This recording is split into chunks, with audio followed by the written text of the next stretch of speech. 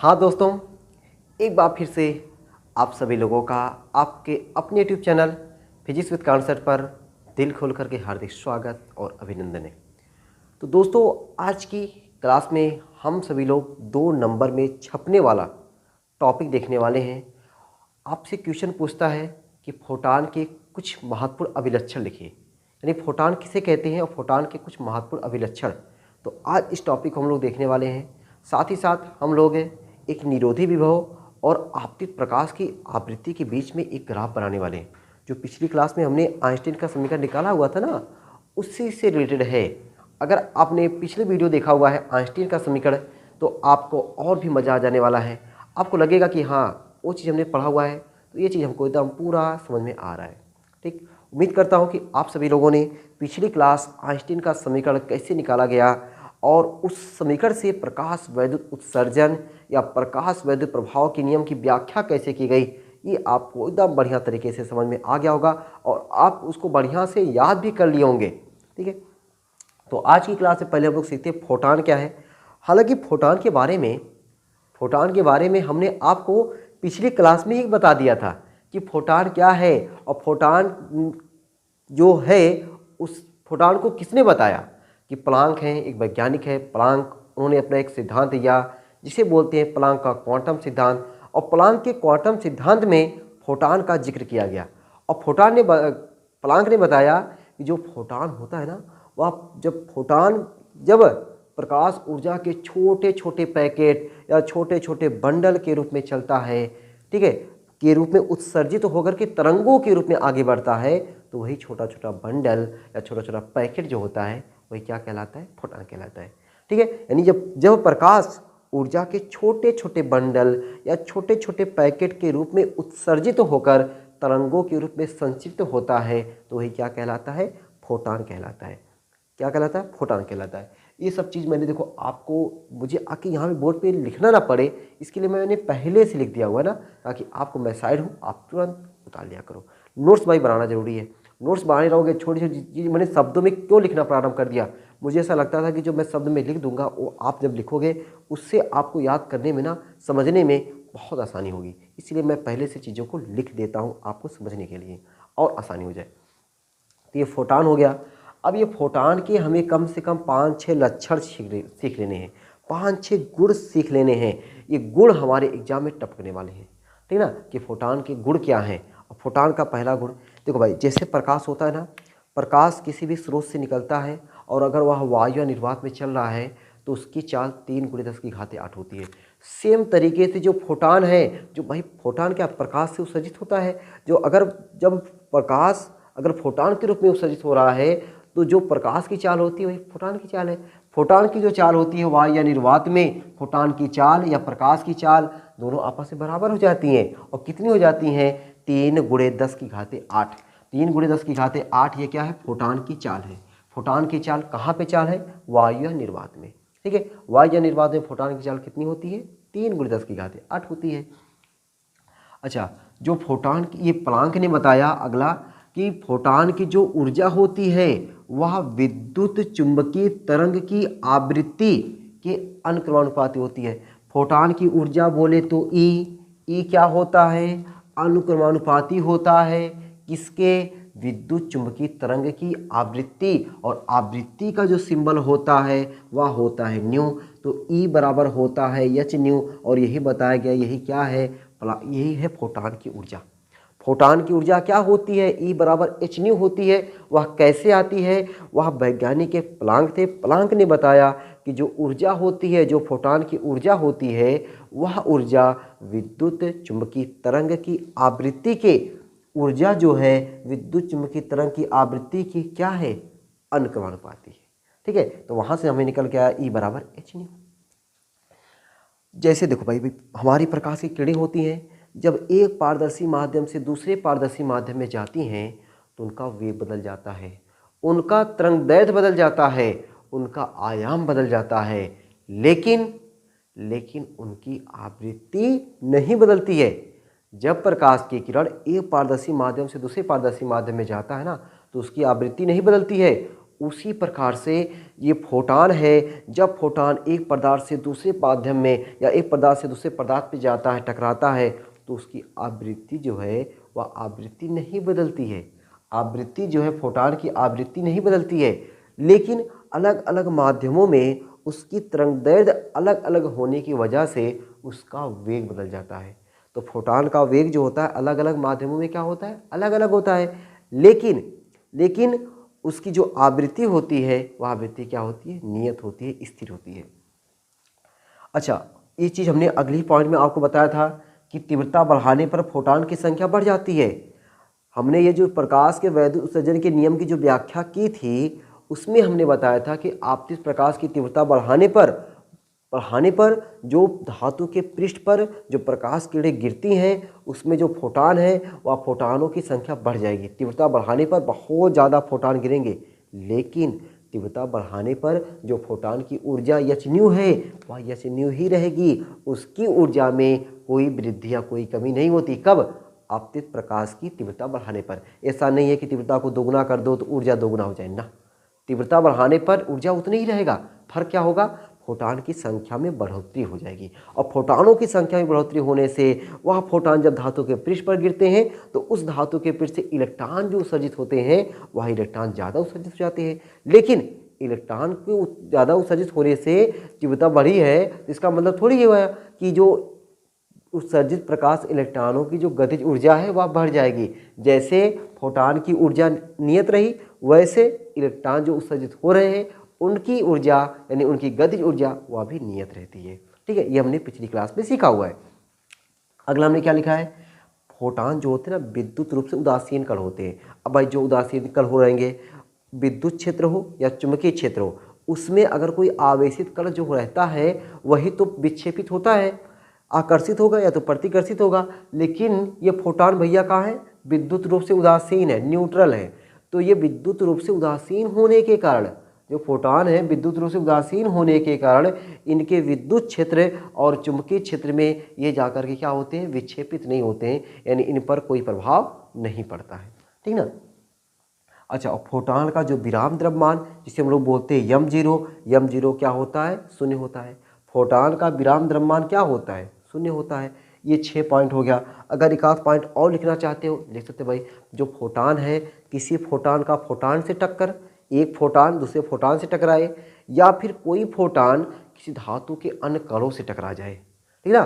Photon का photon से टक्कर या फोटान का किसी पदार्थ के अन्य कणों से टक्कर, जो टक्कर होता है वह टक्कर प्रत्यास्थ टक्कर होता है। पहली बार नाम सुनोगे प्रत्यास्थ टक्कर। ये सर प्रत्यास्थ टक्कर क्या होता है? प्रत्यास्थ टक्कर वे टक्कर होते हैं या वे संघट्ट होते हैं जिसमें जो पिंड हैं वो पिंडों की गतिज ऊर्जा और उनके संवेग पर कौनो प्रभाव नहीं पड़ता। पिंडों की गतिज ऊर्जा और संवेग पर कौनो प्रभाव नहीं पड़ता। कब? जब टक्कर या संघट्ट कैसा हो? प्रत्यास्थ हो।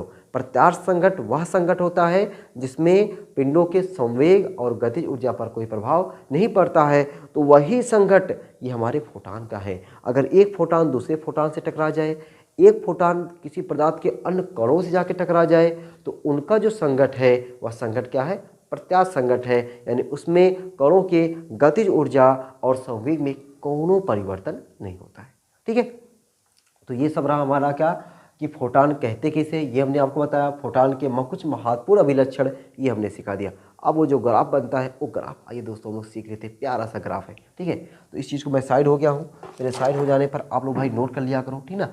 अब देखो ये चीज़ों को समझाने मुझे आसानी भी हो गया और आपको नोट करने भी आसानी हो गया।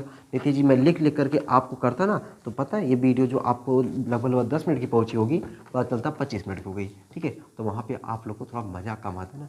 मैं सोचता हूँ कम समय ज़्यादा कंटेंट हो। ठीक है, तो अब हम लोग सीखने जा रहे हैं क्या? ग्राफ। और ग्राफ किसके किसके बीच सीखेंगे? निरोधी विभव। निरोधी विभव क्या होता है? वह ऋणात्मक विभव। ठीक है, वह ऋणात्मक विभव जो प्रकाश वैद्युत धारा का मान क्या कर दे? शून्य कर दे, उसे हम लोग क्या कहते हैं? निरोधी विभव कहते हैं ना। उसे क्या कहते हैं? निरोधी विभव कहते हैं। ठीक, पहले एक छोटी सी प्यारी सी क्या डालेंगे? हेरी डालेंगे। निरोधी विभव, निरोधी विभव निरोधी विभव तथा आपतित प्रकाश की आवृत्ति, आपतित प्रकाश की आवृत्ति, आपतित प्रकाश की आवृत्ति के बीच ग्राफ, आपतित प्रकाश की आवृत्ति के बीच ग्राफ, तो हमने आपको ये शायद मुझे यहाँ तक उम्मीद है कि मैंने आपको पहली वीडियो में बताया हुआ है ना, पहली वीडियो में आपको बताया हुआ है कि हम लोग आपतित प्रकाश की आवृत्ति को बढ़ाएंगे तो निरोधी विभव बढ़ेगा। ठीक है, आपतित प्रकाश की आवृत्ति को बढ़ाने पर निरोधी विभव क्या होता है, बढ़ता है। इसका मतलब कि ये दोनों एक दूसरे के क्या है, अनुक्रमानुपाती हैं। अगर एक दूसरे के अनुक्रमानुपाती हैं तो इनके बीच जो ग्राफ बन जाता है वह एक सरल रेखा बन जाता है। क्या बन जाता है, सरल रेखा बन जाता है। तो अब ग्राफ बनाने से पहले हम लोग लिखते भाई आइंस्टीन का जो समीकरण है, आइंस्टीन के प्रकाश वैद्युत समीकरण से हमने आइंस्टीन का समीकरण निकाला हुआ ना, आइंस्टीन के प्रकाश वैद्युत समीकरण से, प्रकाश वैद्युत समीकरण से। अब आइंस्टीन का जो हमने समीकरण बताया हुआ है वह समीकरण हमने क्या बताया है कि ई के बराबर H new minus new not, जहाँ पे ई के क्या है, उत्सर्जित प्रकाश इलेक्ट्रॉन या उत्सर्जित फोटो इलेक्ट्रॉन की अधिकतम गतिज ऊर्जा, एच क्या है, प्लांक नियतांक है, न्यू क्या है, आपतित प्रकाश की आवृत्ति है, न्यू नॉट का है, देहली आवृत्ति है। ठीक है, इसको मानते समीकरण नंबर 1। ठीक, तथा निरोधी विभव तथा भाई तथा ऐसे लिख दो, तथा ई के बराबर होता है E V not. E V not, E electron है, वी नॉट क्या है, निरोधी विभव है। ई के बराबर हो गया ई वी नॉट। ठीक, अब समीकरण 1 और 2 में क्या दिख रहा है कि एक पक्ष आपस में बराबर है। जब एक पक्ष आपस में बराबर है तो दूसरा भी आपस में क्या हो जाएंगे, बराबर हो जाएंगे। जब दूसरा पक्ष आपस में बराबर हो जाएंगे तो हम लोग कह सकते हैं ई वी नॉट बराबर H new minus new not. ठीक, हम ई को उधर भी दे रहे हैं तो वी नॉट बराबर H upon E new minus new not. ठीक, वी जीरो बराबर H upon E new minus H upon E new not. अब ये जो चीज़ आया है इसकी मैं तुलना करने जा रहा हूँ। क्या करने जा रहा हूँ, तुलना करने जा रहा हूँ। किससे, जरा देखो इससे, y बराबर एम एक्स प्लस सी से तुलना करने पर, y बराबर एम एक्स प्लस सी से तुलना करने पर। अब पता है, अब तुलना कर देते हैं। अब जब तुलना करेंगे तब देखो हमको क्या निकल के आएगा। तुलना करने पर देख रहे हो यहाँ पे y की जगह पे क्या हो जाएगा, v0 हो जाएगा। तुलना करने पर y बराबर हमको क्या मिल गया, v0 मिल गया। x की जगह पे देखो, अच्छा यम यक्स है ना, तो यम यक्स जो है, यक्स की जगह पे हमारा क्या हो गया, न्यू हो गया। यक्स की जगह पे हो गया न्यू और यम की जगह पे हो गया हमारा एच अपान ई, यम की जगह पे हो गया एच अपान ई, और सी की जगह पे क्या हुआ, सी की जगह पे हुआ minus H upon E into new not. ठीक, ये तुलना करने पे मिल रहा है। देखो y की जगह पे v0, यस की जगह पे न्यू, और यम की जगह पे यम यक्स होगा ना, यम यक्स, तो यम ये हो गया, यक्स ये हो गया, यम की जगह पे ये हो गया, और ई की जगह पे सी की जगह पे minus H upon E new not. ठीक, तो y बराबर एम एक्स प्लस सी क्या है, एक सरल रेखा का समीकरण है। और हमको पता चला कि जो आपतित प्रकाश की जो आवृत्ति होती है वह निरोधी विभव के क्या होती है, अनुक्रमानुपाती होती है। और यहाँ से भी ये y बराबर हमने समीकरण देख रहा ना, इससे हमें तुलना करना पड़ा कि y बराबर एम एक्स प्लस सी, ये y बराबर एम एक्स प्लस सी से तुलना करने पे मिला, और ये क्या है, एक सरल रेखा का समीकरण है। अब जो ग्राफ बनेगा ना, अब जो ग्राफ बनेगा हमारा कुछ ऐसे, देखो ये हमने मान लिया वाई अक्ष, ये हमने मान लिया एक्स अक्ष। ठीक है, हमने क्या मान लिया, एक्स अक्ष। तो आपको एक्स अक्ष पे, एक्स पे क्या है, न्यू, ये हमारा हो गया न्यू। वाई अक्ष, वाई पे हमारा क्या है, v0, वाई पे हमारा क्या है, v0, ये हमारा हो गया v0। v0 को हम लोग क्या बोलते हैं, निरोधी विभव बोलते हैं। निरोधी विभव क्या होता है, वह ऋणात्मक विभव जिस पर प्रकाश वैद्युत धारा का मान 0 हो जाए। ये क्या है, हमारा आवृत्ति है, ये क्या हमारा आवृत्ति है। तो जो C होता है, C कहलाता y अक्ष पर कटा हुआ अंतःखंड। C क्या कहलाता है, y अक्ष पर कटा हुआ अंतःखंड। अब y अक्ष पर कटा हुआ जो अंतःखंड है, y अक्ष पर जो कटा हुआ अंतःखंड है वह किस में है, माइनस में है। किस में है? माइनस में है। तो माइनस में है तो इधर वाई बार इधर प्लस में होगा और नीचे माइनस में होगा, नीचे कहीं होगा इधर। ये मान लेते हैं यहाँ पे, यहाँ से यहाँ तक सी कहलाएगा वाई एच पे कटा हुआ, और ये कितना इसको लिख दें minus H upon E into new not. ठीक, अब हमारा कुछ जो ग्राफ बन जाएगा वह कुछ सीधी सरल रेखा जा करके ये सीधा हमारा ग्राफ बन गया। ये सीधा हमारा ग्राफ बन गया, और जहाँ पे ये कटा हुआ है इसको हम लोग लिख सकते हैं न्यू नॉट। ठीक है, ये जो हमारा है ये हमारा कहलाएगा ढलान यानी ढाल। ठीक है, ढलान, और ढलान को हम लोग लिखते हैं यम, ढलान, ढलाई लिख रहा हुआ, ढलान ना, ढलान, और ढलान को हम लोग क्या लिखते हैं यम, और यम बराबर क्या है हमारा, यम बराबर है एच अपान ई। ये ढलान हमारा बन गया यम बराबर एच अपान ई।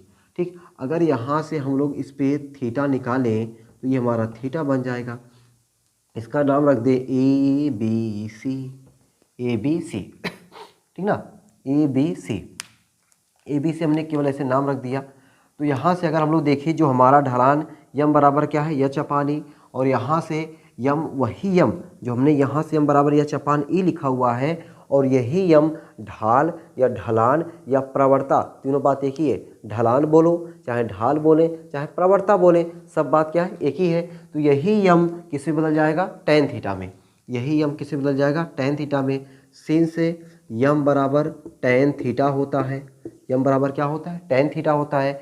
और यहाँ पर हमें यम बराबर किसके बराबर है एच अपान ई के, एच अपान ई के, और टैन थीटा बराबर लंब बटे आधार, थीटा के सामने की भुजा लंब और ये नीचे वाला आधार। लंब की जगह पे क्या लिख दें हम लोग बी सी, आधार की जगह पे ए सी। तो यहाँ से हमें एच बराबर क्या हो जाएगा बी सी बटा ए सी इंटू ई।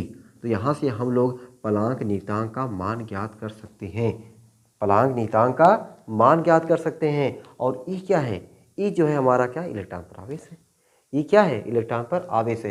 तो ये हमारा रहा ग्राफ, ग्राफ किसके किसके बीच में है, प्रकाश की आवृत्ति न्यू के बीच में, निरोधी विभव V0 के बीच में। ठीक है, तो प्यारा सा सिंपल सा ये ग्राफ है, जहाँ पे सी क्या दिखा रहा है अंतःखंड दिखा रहा है कि ये यहाँ से यहाँ तक कि ये क्या है इसका ये सी का मान है, और सी की जगह पे minus H upon E into new not हमने लिखा।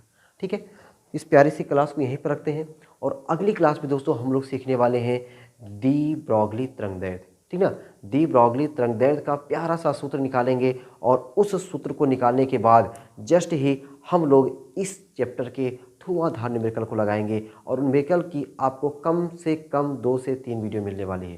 ठीक ना, कम से कम 2 से 3 वीडियो देंगे, और ये आपके अभी तीसरी क्लास है, एक क्लास और मिली है, चार क्लास, कम से कम 3 वीडियो न्यूमेरिकल की, यानी टोटल 6 से 7 क्लास आपको मिलने वाली है। और एक चैप्टर की 6 से 7 क्लास मिलने के बाद तो कोई चीज़ ऐसा नहीं रहेगा जो आपको लगा कि इसमें हमारा अधूरा है। ठीक ना, अधूरा कुछ भी नहीं रहने वाला है।